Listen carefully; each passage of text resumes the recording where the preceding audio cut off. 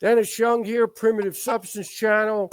Special guest, Pat Mastelotto, fantastic drummer over the years.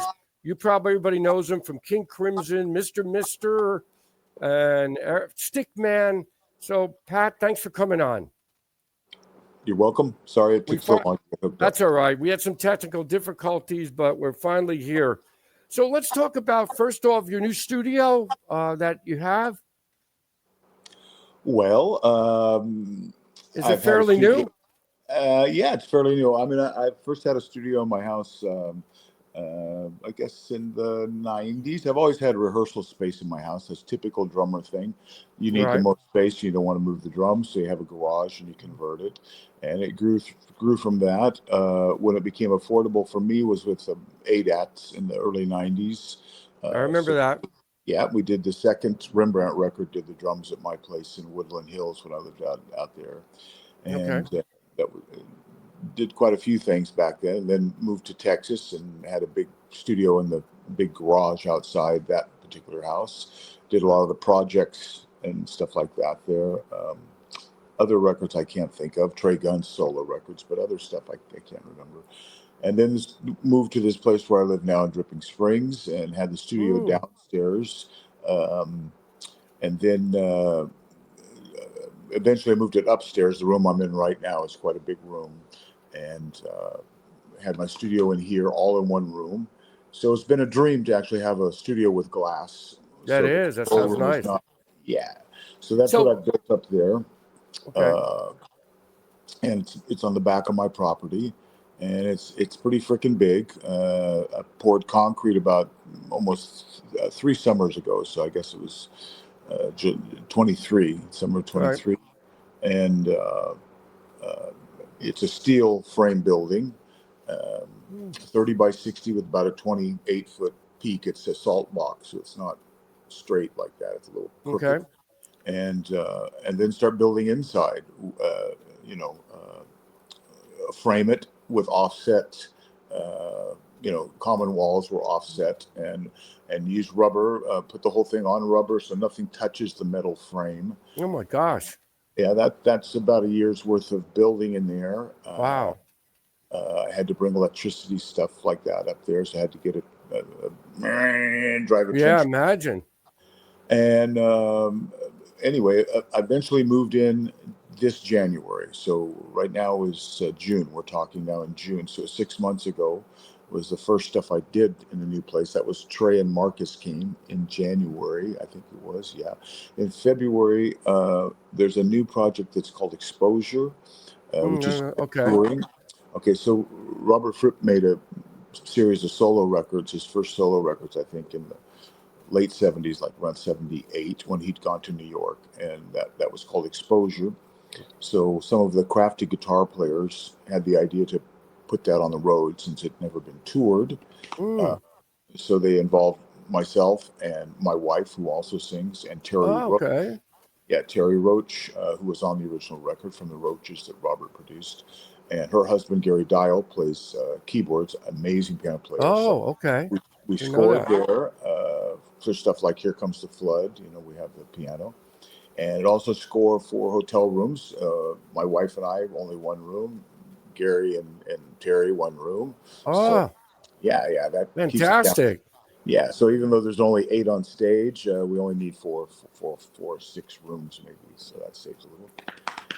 Are you still doing the tour? Are you still doing the Exposure tour? We rehearsed at my place in February.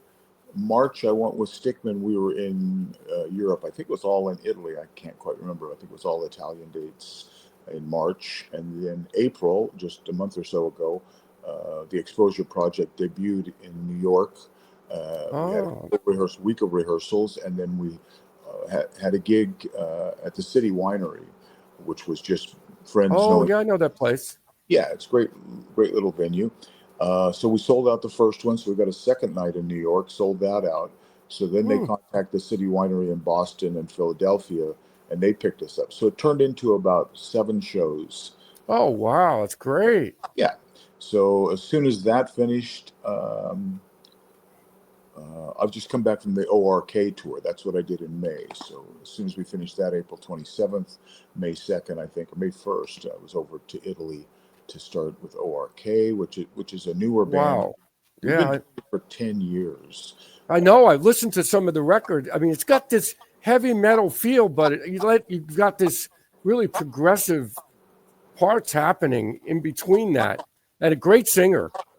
Yeah, he's a fantastic singer. His name's Lorenzo Esposito Forensani, or Forensano. And we just call him Lef, L-E-F. Okay. Yeah. So, and his companion, Italian companion, is a feisty Sicilian. That's Carmelo Capitone. So he writes outrageous guitar riffs. He Very does. passionate player. He's great. I play along with his riffs are so cool, and then it's only just having to learn the songs. I was like, fuck, it's in 9, or it's Yeah, in man. 11. But he just does. He doesn't write by numbers. He just writes by feel. And so the combination of those two guys and Colin Edwin, that was I know him. Yep. yeah, I interviewed Colin. Yeah, yeah. he's I think great. that's how we hooked up here. Oh, okay. I think so. So yeah, I've done several side projects with Colin as well, but that put the idea together, and they called back in 2014. Hmm. So we've made five records already, but the first record was right when they called to see if I'd participate. Was 2014, right when Crimson was starting. We were just Right. having the first rehearsals up in Albany or something, Kingston, up in New York, when they called. I said, guys, I can't do this. I'm going to be busy for a year. I didn't know how long Crimson would carry on. Right. So they waited for me. So Oh, that's great. That's better I got yet. to do it. They had to. What are you going to do? You're not going to give up Crimson, you know? No. And so we kind of become family. It's much more social touring with Italians. Our Italians are always in the crew, a sound man and driver or roadie type.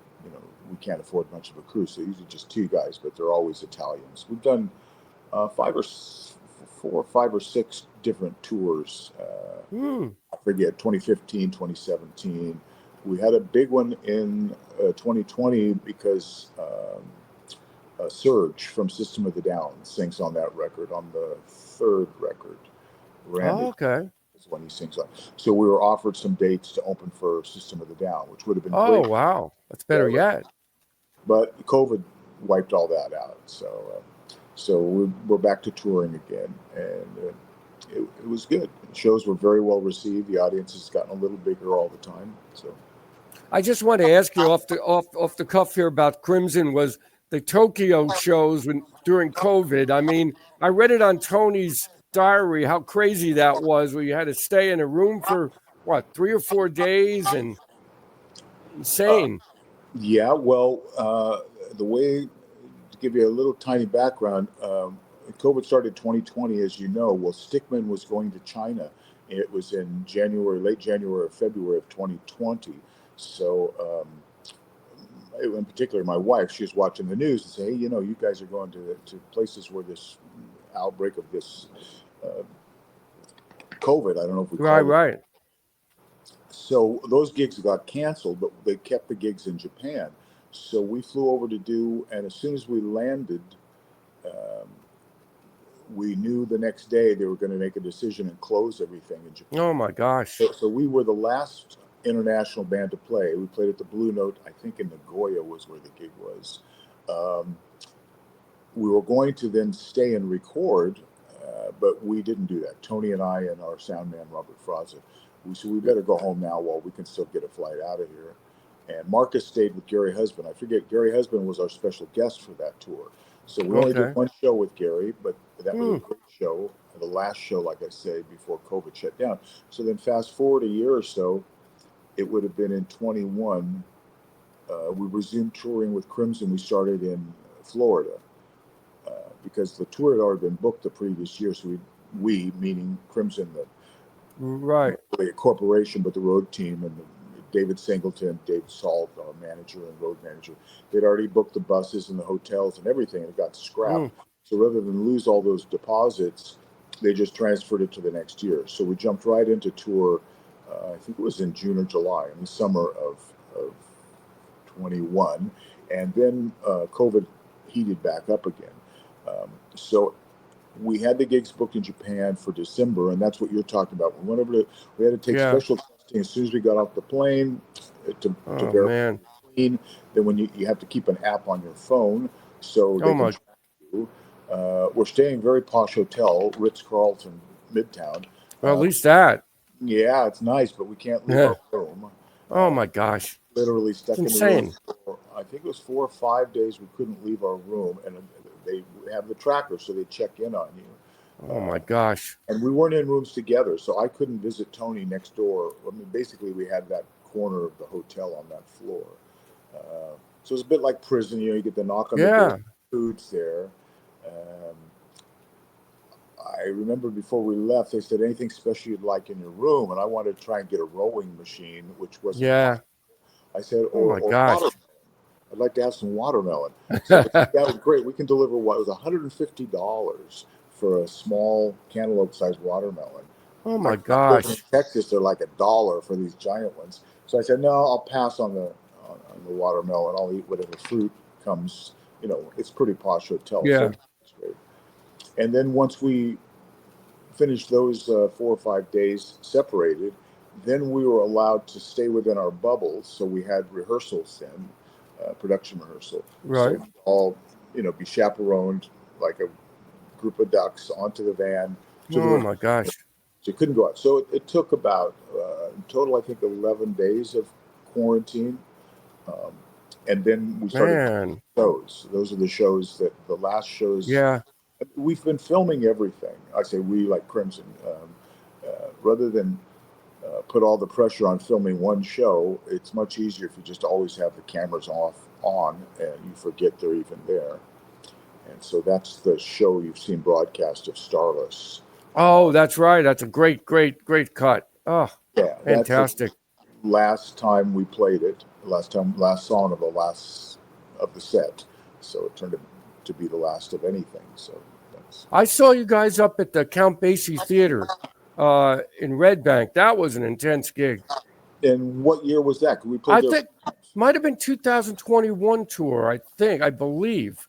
Could have been. Yeah, that was a great show. Had you just had that big storm? It was a massive storm on the East Coast. No, we didn't get that. We had a lot of thunder last night, but we're going to get something today because it's cloudy here already.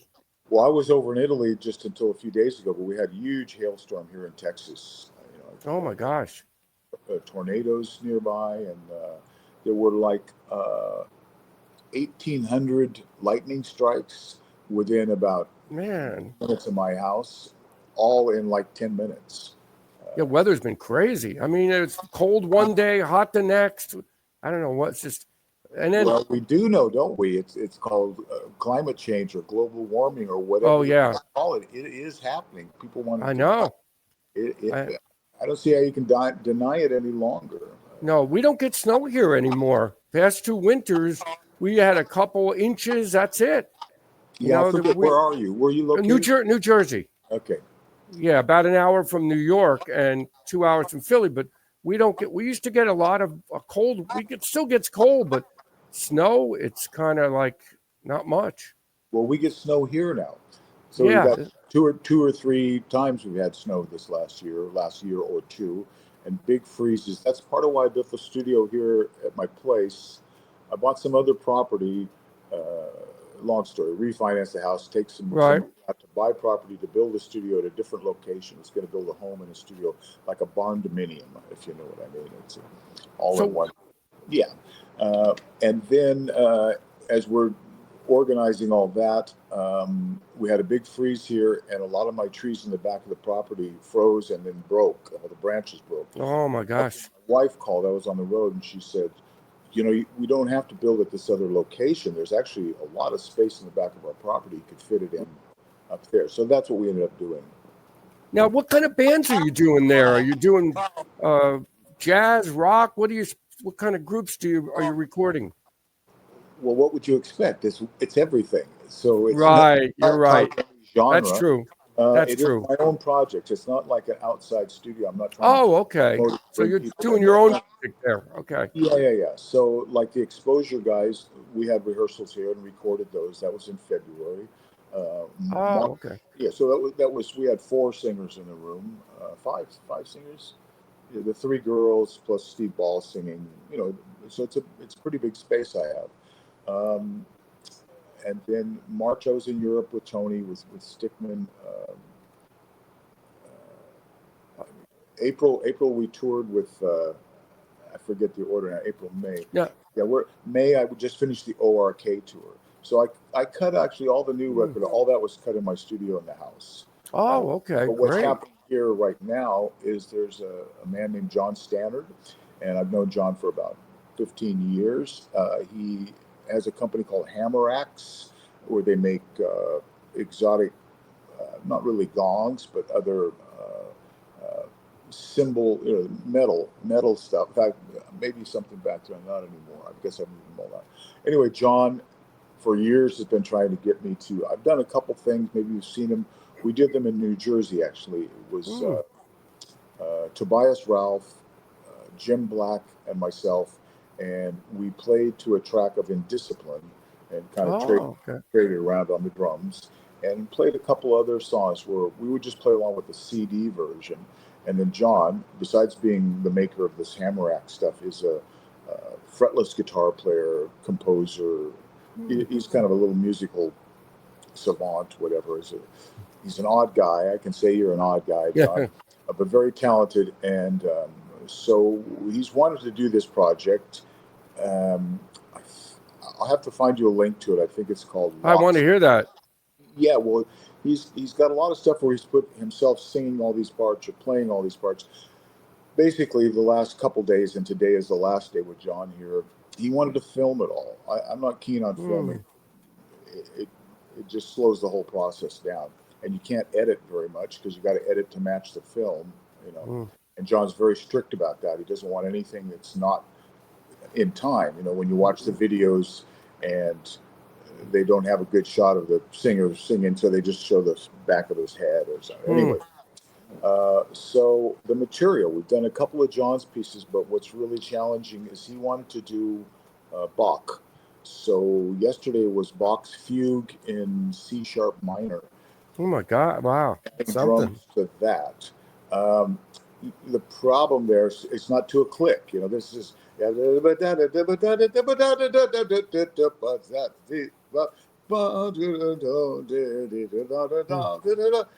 It's all over the map. It's like fucking hell. So did a lot of that yesterday. A whole lot. Gosh.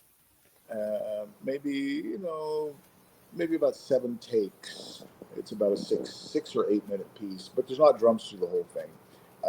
I don't know the piece at all. He knows it intimately, so he could conduct. But even as a conductor, it's very difficult to follow a conductor trying to show you where these retards and they come right back to tempo. So it's a challenge. It's fun. It's different, and I look forward to see how it'll turn out. I have a friend, a young man named Elvin, that lives here on the property. I have a trailer that I bought during COVID. Okay. And so he's been touring with Stickmen a lot. And he lived in Manhattan in New Jersey. He wanted to move to Austin. So we offered to have him stay here in the trailer. That was almost 2 years ago. So he stays here on and off in between other tours he's doing. And so he's here to do the film work because he worked a lot in film stuff and photo sessions. So my studio's inside is now all draped with black curtains and the lamps and well, you got to create an atmosphere, I think, in a studio. That's important. Yeah. So also because he's going to cut to himself playing guitar or people singing. So for a while they wanted to just leave what's back there, which is a lot of drum gear and wooden walls with shelving and all that. But then they realized if you start doing that and then cutting, different people into the same video, it's going to become a mess. So a constant black. I know you played fantastic electronic drums. What drums are you going to be playing? Your acoustic set or electronic? Yeah, this is all. So at the moment, this is all acoustic drums. DW. Okay. I've set up already. I forget what I was just even recording. There's a couple other projects that came to me. There's a group from Sardinia, I think it's called Ergo. That that was recorded just a few months ago. There's a French duo, Moonshine Blast. Moonshine Okay. Blast. I think that record has just come out. I must have done it. I got to check that out. Yeah. I got to tell you a Anyway, story. no electronics on this, Go but ahead. what is used a lot is he just, like, I've got some Native American Indian drums, Taos drums. So he Mm. got into that yesterday. We filmed some of that. And also part of what John wants to do, what he did before, was he wanted me or these other drummers, Jim Black and Tobias and us, to just improvise. And then he comes Mm. back and composes on top of it. So Oh, okay. I gave him That some sounds. props yesterday. This sounds like a great project. When do you think this is going to be available? Once you introduce video into the soup, it could be years. I don't know really. Mm. Met last night at dinner. Besides Elvin, that's helping film here, and a friend of mine, Jake. Jake Gilmore has been engineering because I didn't want to engineer and run. Usually, it's just me by myself in the studio. Mm. Pot of coffee, party favors. I go play. I Yeah. come back, I edit. You know, it's a slow process. Just me alone usually. But for this, I needed help and somebody to, you know, direct the project and keep tabs on the data. So I loved your work. Your work with Tuner. I mean, you guys are really. That's way out there music. Can you talk a little bit about that? That band with About which with one? with Trey and Marcus Oh, Tuner. Tuner.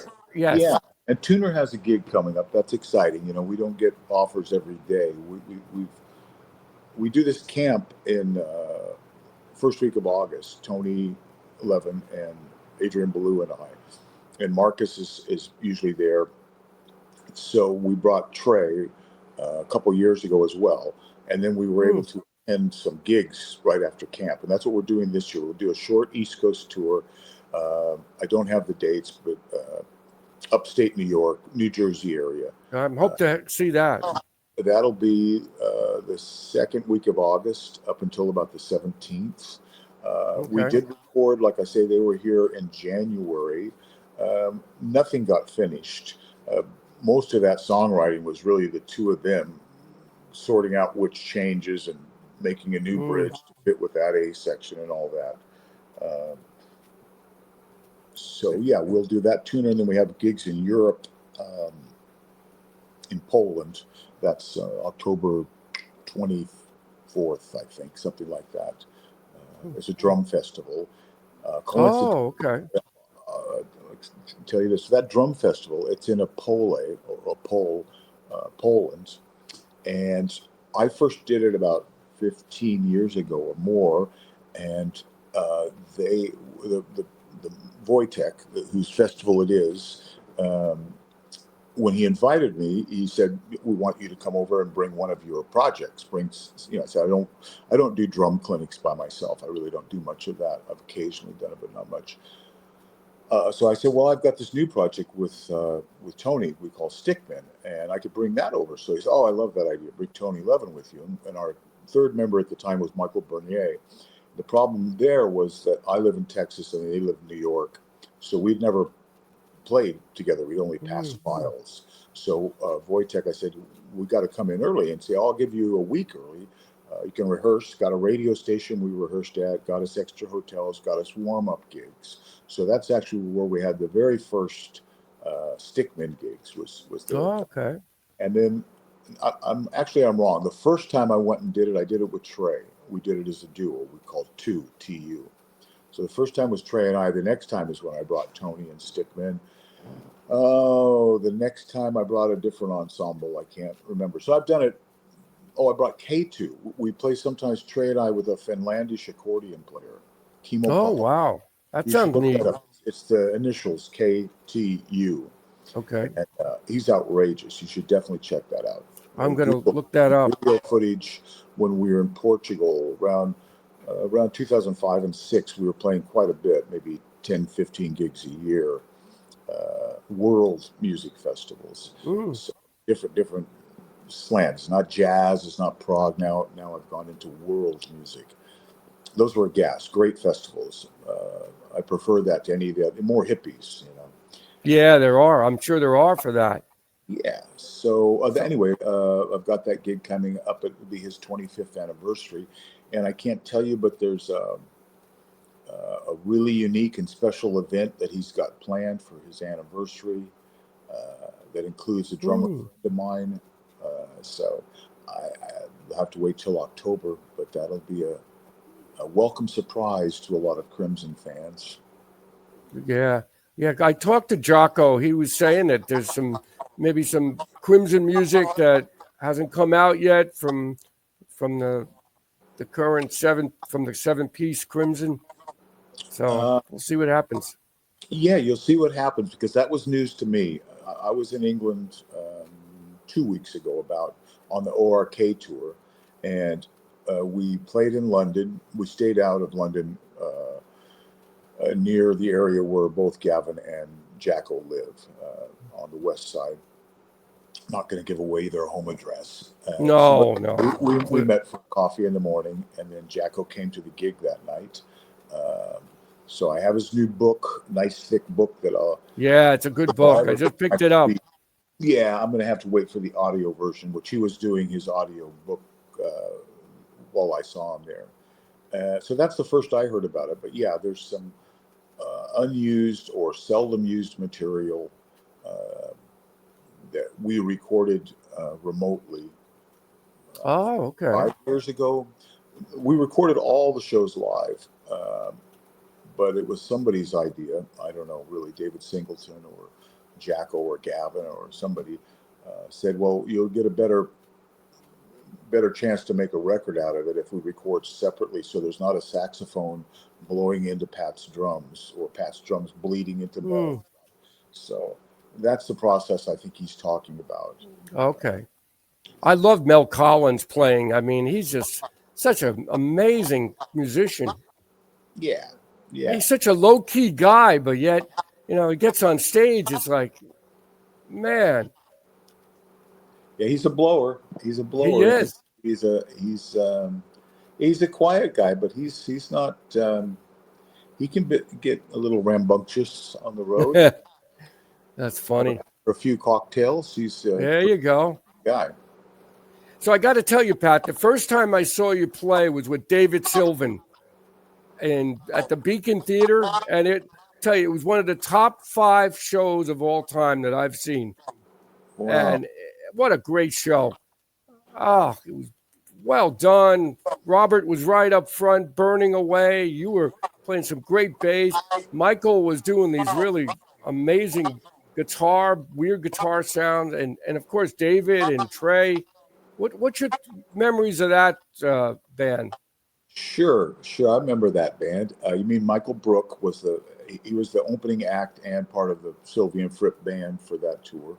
There's Trey Gunn and myself with the rhythm section, and David and Robert. That's how I originally met Robert. I heard about this audition for Sylvian Fripp, and I flew to England to take an audition and got that gig. We toured together. The tour, we started rehearsals in Chanhassen outside of Minneapolis. We're Paisley Park. We rehearsed at Paisley Park, Prince's place, because David Sylvian was living there. He was married at the time with Ingrid Chavez, who sang with Prince and did a few solo records. Anyway, they had his baby was born. Amira Dea, I think is his child's name, and she was born. We had 3 weeks of rehearsal, possibly a lot of rehearsal. Considering there was only about 10 songs. It wasn't a big set list. The songs are long, like Darshan, that's a 20-minute piece, stuff like that. So we rehearsed there, and then the gig started in Japan, and then we came to America, and David Sylvian, much more popular in Asia and in Europe than he is in the USA. So in the USA, we only did 4 shows, right? We did Berkeley, LA, Chicago, and the show you're talking about at the Beacon. So I remember that gig. I remember in particular, that's a union hall. Yes, New York. I know. I played in New York. I know that. Okay, they're hardcore. You don't get to walk on stage and touch your drums. during this period of time, but sorry if you forgot your cell phone and it's on your floor, Tom. Well, there are no cell phones then, but you can't go out and just get that. Come on, dude, let me just walk out and get my phone. Up, dark stage. So yeah. I definitely had some run-ins with the union over the years there, different union guys that I butt heads with. It's like, I want to tune my snare drum. You can't go on stage. I'm sorry. I'm going to take that snare drum in the back hallway and work on it. You can't walk on stage and take your drum. Well, Yeah, they're ridiculous. I mean, you know, when I was in the band Liquid Liquid, we did the Jimmy Fallon show. Okay. And we had to deliver our equipment a week before to this warehouse. And then we didn't see the equipment until the day of the show, of the TV show. It was ridiculous. We did it might have been my first run-ins with the whole hardcore union stuff. There were a few, like in Cleveland with the Misters. We opened for Eurythmics, and as an opening act, you got to be pretty strict, because if you go over, then the headliner goes over, and they get the fine. So I remember some of those tours, that was an issue. But eventually, with the Misters, we were in Florida. We just finished a 7-week tour with Tina Turner, and our record had gone up the charts. Broken Wings had just hit #1 the week before, and they wanted us to make a video for the next single, which was going to be Kyrie. So they'd flown a guy down to Florida to film us, and as that was happening, I guess it was probably on a Thursday, our manager gets a call that they've had a cancellation on Saturday Night Live. We do Saturday Night Live. Oh, wow. We're in the middle of making this video. We had to put all our gear into a truck and say, drive to New York as fast as you can. So then they spent the whole day trying to find equipment that we could shoot the video with, to get a drum set and amplifiers and a bass and everything, to shoot the Kyrie video. And then by the time we got up to New York, I guess it was Saturday already, and our gear was arriving with us simultaneously. So I wanted to help set up, because I know how to set my shit up, but couldn't touch anything. It's all union, took twice as long.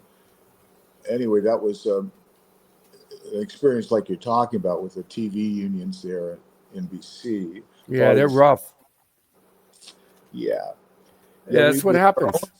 We had our own sound man, and in those days we had bought 2 AMS units, the reverb and the delay. If you remember, those were like $6,000 in those days. So once the band was successful, we bought our own instead of renting them, and took those on the road. Well, you have to use a nudge function, but our sound man, Paul DeVilliers, was with us on that tour. In fact, Chris Hughes from produced Tears for Fears, he was there, and they wouldn't let them touch the AMS. He had to tell a guy to tell a guy. Oh, that's crazy. Hit that button, stop. Now go to this button over here, but he can't touch it. And I press that button, because you had to nudge these tempos up and down. Oh. All sorts of ridiculous stuff about it. We survived. We were lucky to get to do the show. So. Yeah, well, you don't have that now. Now you're playing smaller venues, right? In New York, you don't have that problem, right? Or do you still? We would at some venues, yeah, but you're right. Most of the stuff we do with Stickmen, for instance, we play the Iridium quite a bit, which used to be Les Paul's club. Used to be up. Oh yeah, I know that. I know that. Now it's down just off Times Square. Yeah, we play there. Even I think I played there in. I forget, but it was just a few months ago. Maybe I went there. I went there to see the California Guitar Trio. It was while we were rehearsing for Exposure. We were in Manhattan. I got to tell you, I saw Stickmen, you guys, in Dunellen, New Jersey, a town over, Roxy and Dukes. It was I remember the name of that. Yeah. It was a tiny little club. It's not around anymore.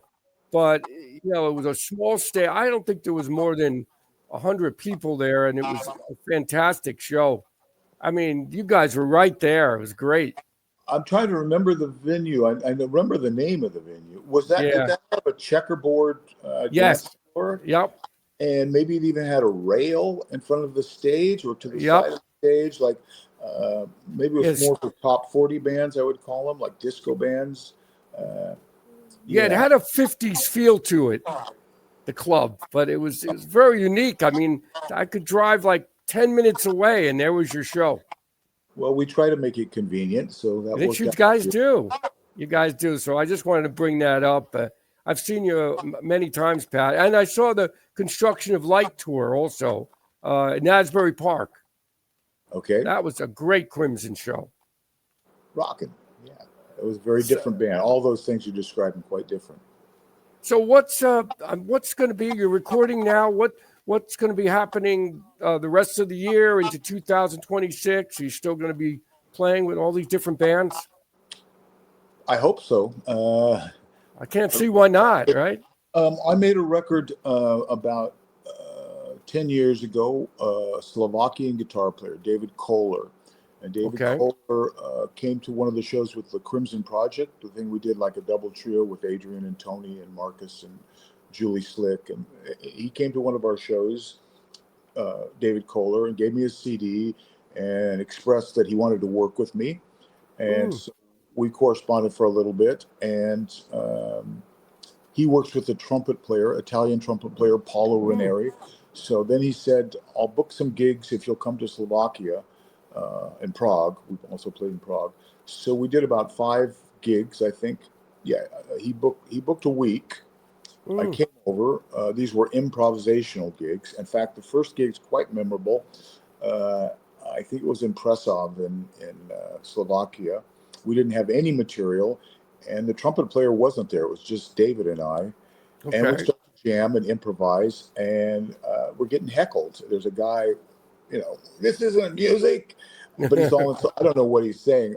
I'm smiling, I'm happy, I think he's enthusiastic. Dave's just looking at me going, no, this is not good. He's telling us, get your ass off the stage, you sound like shit, play a song. Because we didn't have any songs. So that was an interesting way to start. Boy. And we had 5 or 6 gigs that David had booked, and one of them canceled. So now we had a day or 2 off, and we were trying to find a replacement gig, on the day before. So we ended up with a day off in Prague, and we found a recording studio in Prague. It's called Faust Studio. If you look back, it's got a long history. It's underground recording studio. So we just moved into there for the day that we didn't have a gig, and we recorded. And then I took all those recordings back home, mostly improvs, and I did a lot of chopping up and arranging, and sent those back over to the guys. And then they did a few more overdubs, and then Paulo and David composed some new material that they sent over to me. That's the opening track, "Dirty Smelly," was not from that improv in Prague. Anyway, so we made a record. I think it's a really good record called Komara. K-O for Kohler. I gotta look that up. For Mastelotto. K-O-M-A-R-A. Okay. Komara for Kohler, Ma for Mastelotto, Ra for Ranieri. So first 2 letters of each of our name. David wanted to call it Ma Ko Ra. I don't want my name first on this. Really, it's David. David conceived the thing. So we made that record 10 years ago, did a few more shows, and he wanted to record more, but it's quite busy with Crimson by then for the last 8 years and other things. So it just wasn't enough time. So we passed files for the last 10 years. Okay. And then about 2 years ago, David came to America, came to my place so we could work together. And we did that twice. The last time was December, like 6 months ago, December of 2004. And we felt like then, because we're in a room together, we could listen to everything and think, well, we got 30 things. Which ones actually fit together to sort of make a cohesive sounding band? Right. And that's what we weeded down to. That's what I was doing right after Trey and Marcus left in January. I was finishing mixing on it. So that's done now. It's on Trey's label, 7D. I was going to ask you. Yeah, it comes out next week or the week after, the 26th, I think, of June. And once again, David has gotten some gigs. So I'll go over next Saturday to Slovakia. Oh, nice. Yeah, we'll do 4 shows in Slovakia. One of them is a festival in, I think it's pronounced Trenčín, in Slovakia, which was voted, in Europe, they vote a city each year to be the capital of European culture. So Trenčín is the capital of culture in Europe this year. So that Oh, meant all right. a more elaborate festival. So it's a big deal for Slovakia and that particular town. So we'll be one of the acts on that festival. Do you have somebody help with your equipment? I mean, you bring your own drums over and. That's an interesting story. Just complete to tell you that for those gigs we're doing week after next in Slovakia, Trey Gunn is going to join us. So Oh, very neat. Komara plus Trey, Komaragu. Might be too much to spell there, but add the GU for gun at the end of Komara. How do I get my drums? So that's a thing. So I'm lucky, DW. I have my drums in the house. I work a lot upstate New York. So eventually DW said, we'll give you a kit to keep there. So I've had a Oh, kit in New York okay. for 15 years, the silver sparkle kit I use. Most of the East Coast stuff I do. So I don't have to get backline rentals every gig and all that.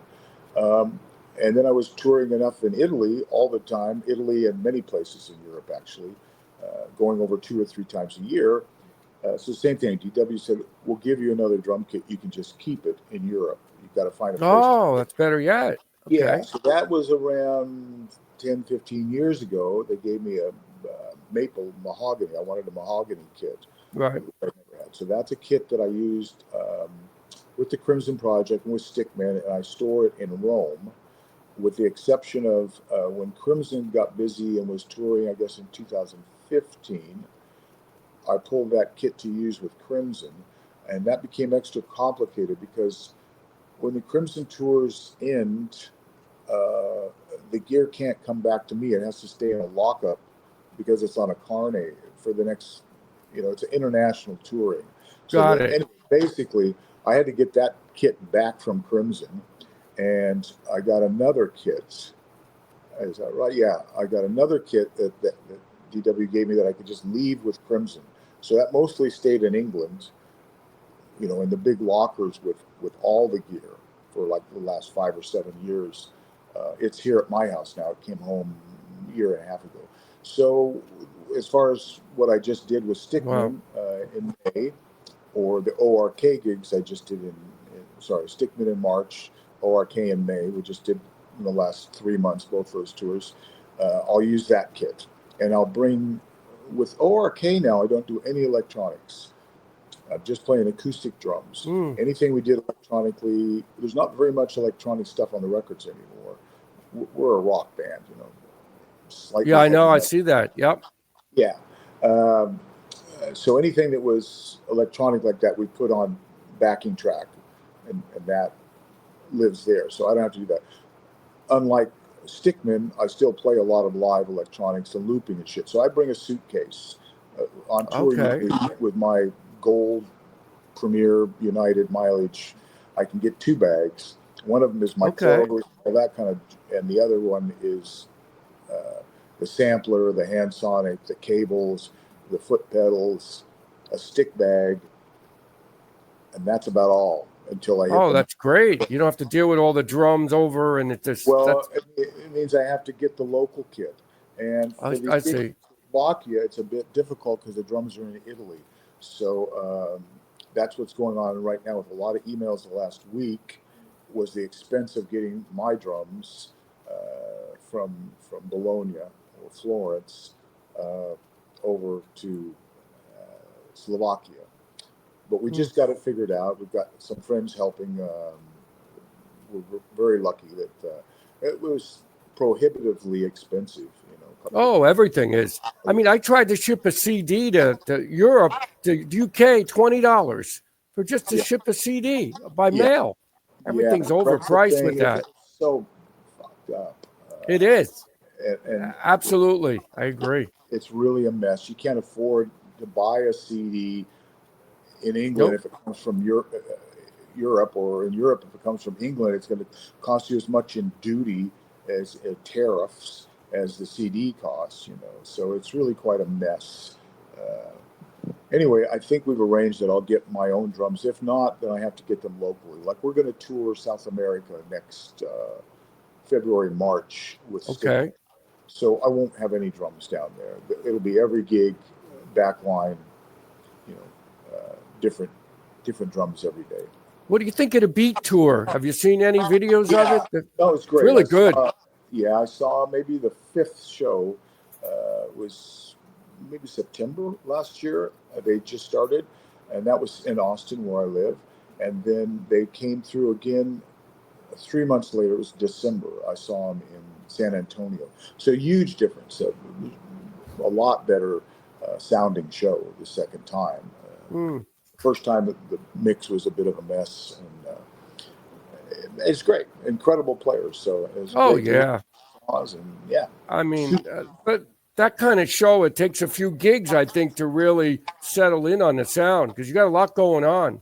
Absolutely, and the gig in Austin was a smaller place, so all the delays and stuff he was trying to put on the voice, all the instruments, the drums were bleeding into it. So San Antonio, bigger gig. I'm really happy that it's happening. I'm really happy for Adrian. So super happy. They're drawing huge crowds. You saw in South America, I don't know, 10,000 people or whatever. That great, as big as any gig Crimson ever did. So it's an incredible band. I mean, Danny's amazing. And you say about learning that material, it takes a while to learn it. Well, it has to be completely internalized. It's like a lifetime of learning it, because the more you get inside the Crimson material, the more nuances there are. So it's not just remembering where the bar lines are or what the rhythm was, but it's all these subtle nuances, and then you want to get past all that, because you want to play in the moment. So you want to always be aware of, there's something different going on from Steve Vai or Tony or whatever happened, that you make adjustments on the fly. It's really, really fun gig. You played with David Cross, right? On some shows? We've done tours. He's got a new band he's playing with, and he's got a great young drummer, Jack Summerfield. I got to talk to him. Great guy. I met him. We did Prague Stock, which is in Jersey. Did you go to Prague Stock? No, I'm going to go in October. It's coming up again. Yeah, they have it in October, I think. We did it a few years ago with Stickmen, and we did it last year or the year before with Trey and Marcus, with Tuner. Is that what I think? That's what it was. And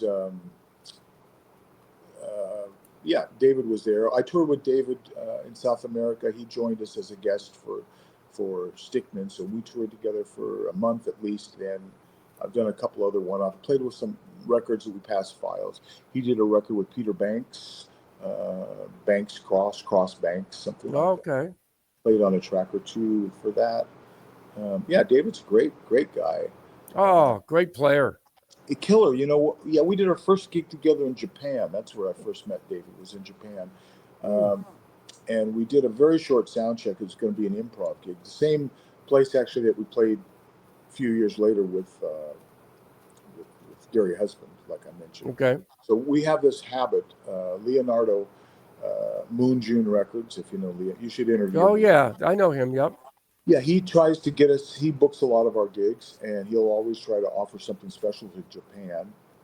So we took David Cross as a guest one year. We took Mel Collins as a guest 1 year. We did some stuff with Alan Holdsworth and Terry Bozzio. That's where that all started. What became Hobalima. We did doing about 30 or 40 shows around the world. And the thing with Gary Husband. So those are packages that he put together. That's where I met David. What I was going to say was, we show up for sound check, and I'm kind of concerned. I'm kind of a loud drummer, and I think, man, this violin player, it's kind of, I'm going to have to hold back a little bit and make sure I don't get too loud. And right away, David, he's fucking loud. He's playing like half Marshall stack, or like a lot of his violin stuff I thought was guitar on the records, because he's got a distorted, loud rock sound, Right. I recognize it now, but as a kid listening to those records, I thought some of the stuff was Robert, that it was actually David. David's great. And it's a shame he didn't have a visa at that time. We couldn't tour with David in the USA. But I guess he sorted it out, because they toured just last year. And that's when I met the same drummer, Jack, you're talking about. And in between, quite often, Jeremy Stacy, has been doing the Oh, great drummer. Yeah. So we did some shows together. I guess it was a year or two ago by now, where we had Stickmen and David Cross band together. Oh, too bad I missed that. Wow, Yeah, that well, must there have were been only exciting. 2 shows in Brno and in Prague in Czech Republic, both gigs in Czech Republic. That's something. Well, Jack said he never knew any of the Crimson material from the past, so he had to learn in 2 weeks all this material, all the Crimson music. So that's something. It's a curve. It's a curve. Yeah, it And like I is. say, it's not just learning it; it's getting inside of it. And Right. I agree. Complicated. what I love about many things I love about Robert, but one thing I really love is Robert doesn't really um, he doesn't care that much that you play what was on those records. He wants you to be in the moment, play for right now. So recomposing the drum parts or any of the parts is he's all for that. He likes keeping it fresh.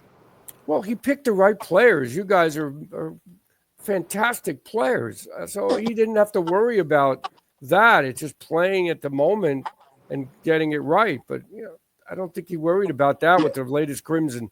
Well, his philosophy, which I totally support, is play it like it's the first time. Oh, I like So that. trying to play it by memory of all the stuff, you can't find that place where really you're just diving in again, like you've almost never heard the song before, and some of its muscle memory comes back to you, but other stuff, I find myself like, oh shit, how did I get upside down here? I guess I went in the wrong direction, added a beat or took away a beat in the wrong place. Well, I'm glad I didn't miss it though, because that show was the 7-piece Crimson. It was just coming at you. That music, it was so intense. I want to thank you for that. It was fantastic, and I'm sure fans out here will agree. Okay. So, Pat, thank you again for doing this. I know we had some problems connecting, but boy, you're involved with so much music. It's really great. You keep doing it. Cool. So I hope to see you in the East Coast here when you come by this summer, and I'll try to we'll make it in. definitely be there. We've got the Slovakian gigs coming up in a week. That's about 2 weeks. Then the week after I get home, we start a West Coast tour with Tony with Stickmen. So we'll be out starting at the Baked Potato in LA, July 11, 12, 13, and then we go up to Seattle. So whatever that is, 2 or 3 weeks up the coast. So we play Bay Area, Fresno. We have a great gig in Stockton. I have a friend that is on the committee for the museum there in Stockton, the Hagen Museum. So he asked years ago if I could bring one of my bands, and I'm like, his name's Dick. Dick, this is crazy. You don't want a rock band in your museum. You need a PA and the whole thing. But we did it, and it worked out great, and they liked it. And he got on great. He loves Tony, and he realized how much photography Tony has. So he put together a special exhibit there. I don't know if you knew about that or saw it. Oh, I heard something about that. I didn't. It was awesome. He took care of blowing up Tony's pictures, massive size. It took a whole room of the museum, two levels. Tony's road pictures with Peter Gabriel. Yeah, imagine. Paul Simon and all these other things, Liquid Tension and Crimson. So a collection of Tony's photography is fantastic, and we played with that. And we played up there with tuners. So we have one of those gigs on the same tour. That'll be a special gig. And then we end in Seattle, and we go straight to the camp I mentioned, which is in the Catskills. Right. And when we finish that, which is the Friday, the 9th, I think, of August, that'll be our tuner gigs. So you can look for tuner. I'm going to look for that. I'm going to try to make it in. From like the 11th to the 17th. We only had a window that day. Okay. But those gigs will be upstate New York, Jersey, driving distance. Probably Daryl's house, actually. I know we I know that. That's a good place. In Falling. We played Daryl's house on Saturday, so that's maybe the 11th. Okay. I'm gonna make one of those gigs for sure. Yeah, I'll stop and say hello, and thanks again for doing this. Maybe we could touch base again sometime when you got a whole new slew of new projects. Okay. All right. Thank you, Pat. Okay, Have a man. good day down there. Take Peace care. and Thanks. love. Thanks Okay. again. See you. Stay safe. Thank you. Thank you, Pat. Take Bye-bye. care.